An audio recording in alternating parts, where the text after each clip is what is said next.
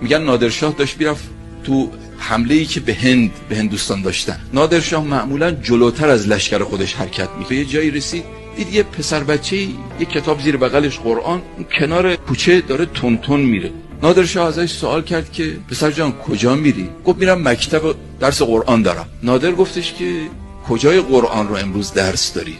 اون پسر بچه گفت سوره فتح. نادر خیلی خوشحال شد که این یه فال خیری هست که امروز فتحه. یه سکه بهش داد. اون بچه گفت نه نمیخوام ممنونم.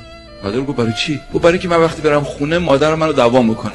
میگه این سکه رو از کجا آوردی؟ نادر گفت خب بچه جان بگو نادرشاه بهت داده. میگه بیشتر مادرم منو میزنه. میگه دروغ میگی، اگه نادر بود یه کیسه طلا بهت میداد. نادر خیلی خوشش اومد. از اومد پایین گفت دامن تو بگی پر از اشرفی کرد. یه آدم بزرگ اینجوریه دیگه. وقتی کسی بهش گمان خوب داشته باشه گمان او رو خراب نمیکنه و خدا گمان کسی رو خراب میکنه.